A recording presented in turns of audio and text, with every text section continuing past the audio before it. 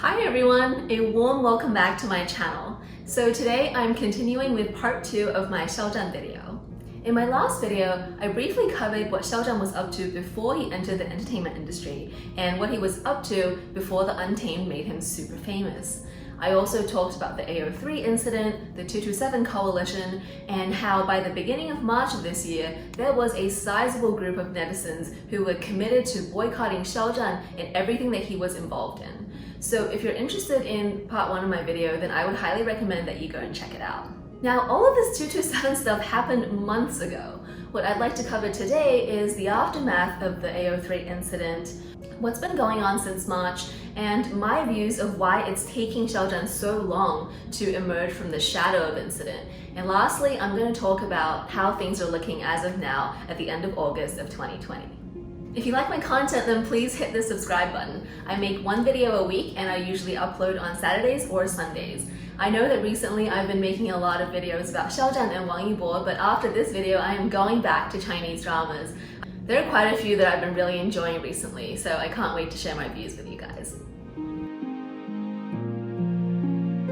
So at the outset, I wanted to address a few of the comments that I've seen to my last video. In my last video, I said that it was Xiao Zhan's fans who took actions to report AO3 to the Chinese government for having pornographic content, which probably led to the Chinese government taking action to block AO3 with the Chinese firewall. Now, this is certainly the version of the events that was understood by the general Chinese public and also understood by the Chinese government. 2 government-sponsored newspapers actually wrote articles about this incident, which I'll mention a little bit later. The reason that I decided to do my videos on this topic is because I found that even this basic version of the story is actually hard to find for non-Chinese speakers. I haven't really seen any videos that covers it in a comprehensive manner, and I also haven't read any comprehensive, well-written English articles about it either. So the point of my video was that I wanted to tell this basic version of the story. Having said that, there are quite a few people out there who believe that the truth is actually a little more complicated. These people believe one or more of the following, that Bojun Yixiao fans, so Bojun Yixiao is the name of the fandom that supports Wang Yibo and Xiao Zhan as a couple.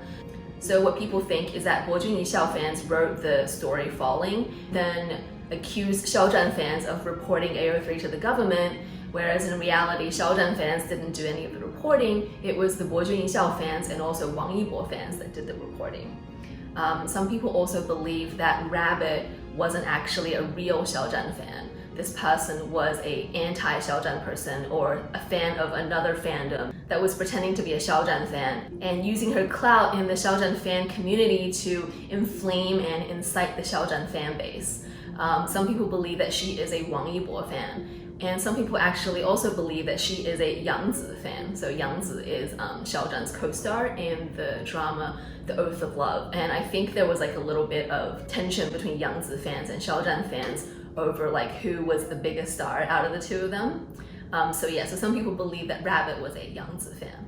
Some people also believe that it was Wang Yibo's entertainment company that orchestrated the entire AO3 incident and the 227 coalition. And the reason they did that was that so Wang Yibo could be the more famous out of the 2 stars that came out of the Untamed. So one of the ways they would have done this would be by encouraging Wang Yibo fans to pose as Xiao Zhan fans and then to take certain actions and say certain things sort of in the name of being a Xiao Zhan fan, including reporting AO3 to the Chinese government. And you know what? These theories do have a ring of truth to them. I mean, the Chinese entertainment industry and the whole fan culture world is a messy and brutal place. So I certainly can't promise you that any of these theories aren't true. But I think you can be rest assured that by listening to my video, you're definitely not getting any more misinformation than you would get if you were a regular Chinese bystander living in China and then say you don't really pay attention to the entertainment industry, but one day you were like, I've been hearing a lot about Xiao Zhan, let me just open a newspaper, or let me go on the internet and spend an hour reading about Xiao Zhan. If you were that person, then the version of events you would have read would be pretty similar to the version that I told in my last video. Is it possible that we're all being fooled? Of course it is. But the truth is just not out right now and we just don't know what really happened.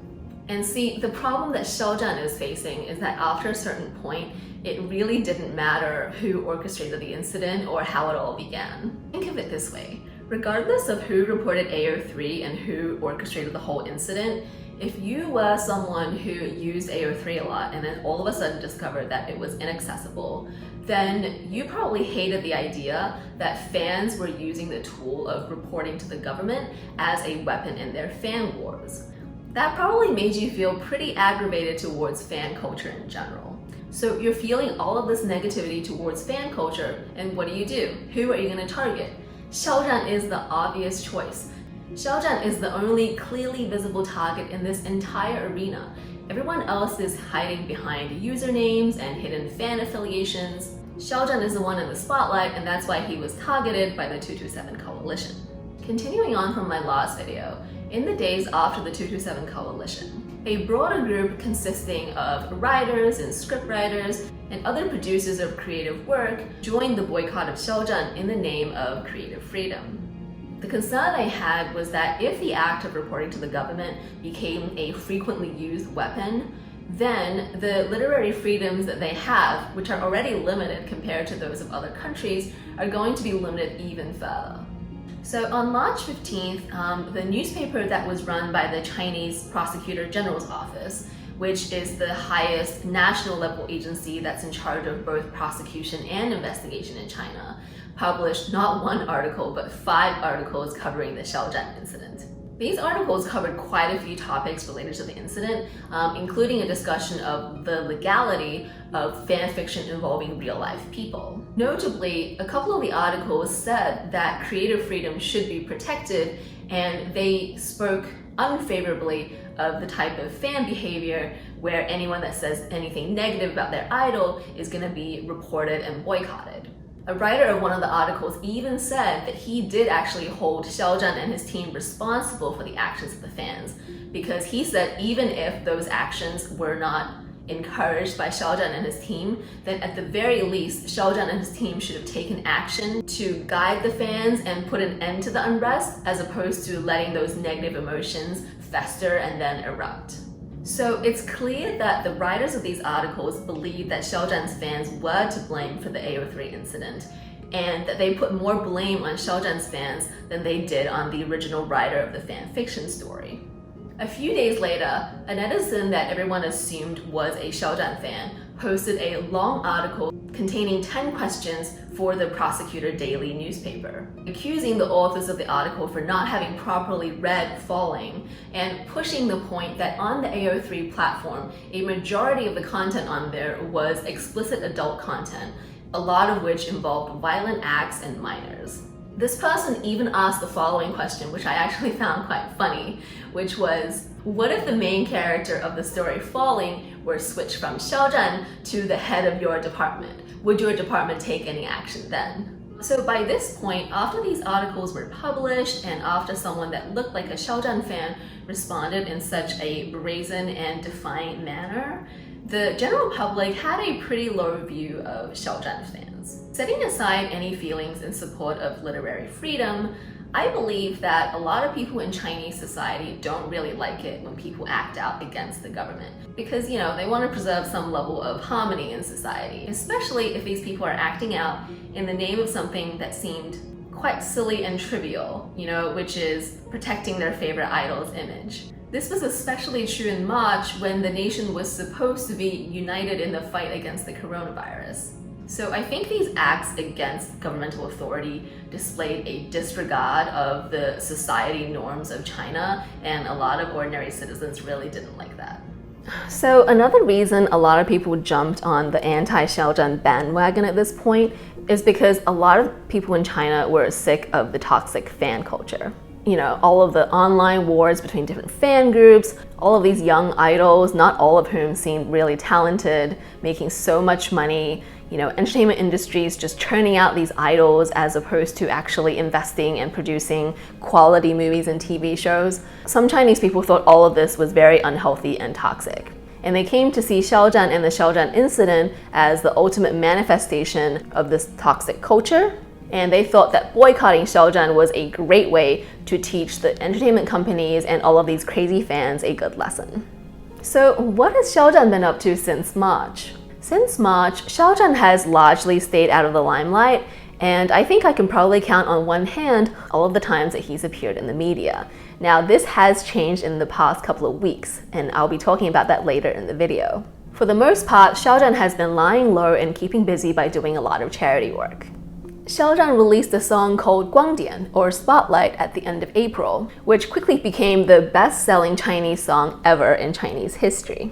This was a testament to how much fan support Xiao Zhan still had, despite lying low for 2 months. However, the success of this album was quickly overshadowed by reports circulating of his fans, or people pretending to be his fans, who really knows at this point, urging other fans on YouTube to buy many copies of this song to push his numbers up.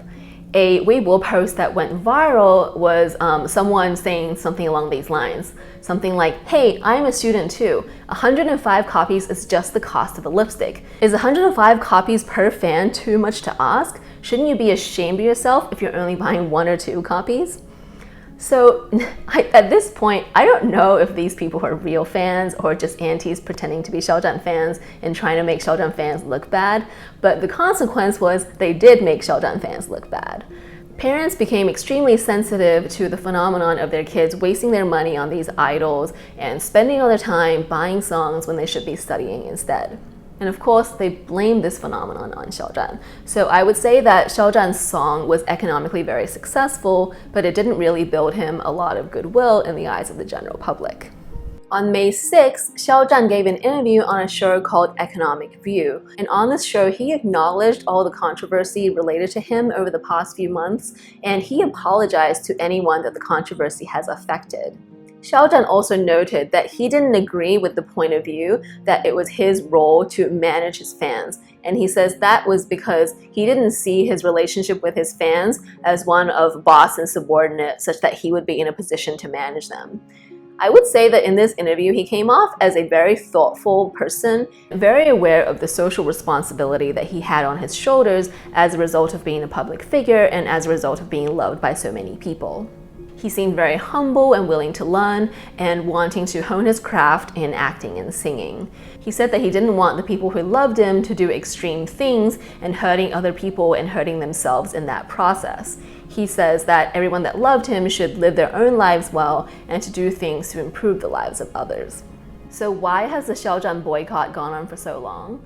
I think it's because the negative feelings that were stirred up by the AO3 incident and the 227 coalition were never permitted to dissipate. Usually netizens have a pretty short memory, and in no time at all, a new scandal is replacing yesterday's scandal. However, in Xiao Zhan's case, the public was not permitted to forget how crazy his fans could be, because every few days there was a new report documenting some crazy thing that his fans were doing. I also think the government has something to do with the fact that Xiao Zhan hasn't appeared on satellite TV very much, and also why none of his dramas, including The Wolf, The Oath of Love, and Doluo Continent, why none of them have been permitted to air. In the articles that I talked about earlier, Xiao Zhan was labeled a disqualified artist. So I wouldn't be surprised at all if the government had decided that it was appropriate to leave Xiao Zhan hanging for a while and have him, reflect and repent. Alright, but we're gonna end this video on a positive note, because now, as of the end of August 2020, I think things are finally looking up for Xiao Zhan. Since the end of July, Xiao Zhan has appeared in various videos that were released to the web quite a few times, including a live stream for Roses Only on August 17th, and then just a few days ago there was a video of him trying out different types of Beijing street food. Also, just a few days ago, pictures were released of him and Wu Xuanyi in Doluo Continent, stirring rumors that this drama is finally going to air soon. There have also been leaked shots of a new drama that he started filming for, which is a military-themed drama that will star him and Huang Jingyu, Johnny Yu. There have also been reports that Xiao Zhan is going to be starring in a battling the coronavirus-themed drama together with Hu Ge. I don't think this has been officially announced yet, but I think there have been leaked photos and a lot of rumors. So if this is in fact true, then I think this will be really good for Xiao Zhan. And the reason is, Hu Ge is an enormously popular actor with a lot of experience and a lot of fans as well. So Hu Ge has gone through some tough times of his own. He suffered a car crash at the height of his career and then, was out of commission for a very long time. He had very serious injuries on one side of his face, but then he made a career comeback and went on to do some fantastic dramas, including No Modern Fire, which is probably one of my favorite dramas of all time. So I think Hu Ge knows something about rebirth. And, if he does this drama with Xiao Zhan, then I think he could be a great mentor for Xiao Zhan. I do think things are finally looking up for Xiao Zhan, and I suspect that before year end, probably more than one of his dramas are going to air. One of The Oath of Love, or Dolo Continent, or The Wolf. And I think as long as these dramas are not super crappy or the acting isn't super bad, which, I think is very unlikely given the caliber of these dramas and given the calibers of the actresses that he's co-starring with, then very soon audiences are going to have something new and positive to associate Xiao Zhan with, as opposed to all of the negative sentiments that have been stirring around his name ever since the end of March. So let's all look forward to Xiao Zhan emerging from all of this and moving on to the next step of his career. So that's all I have to say about Xiao Zhan for now. If you like my video, then please don't forget to hit the subscribe button. All right, see you guys all next week.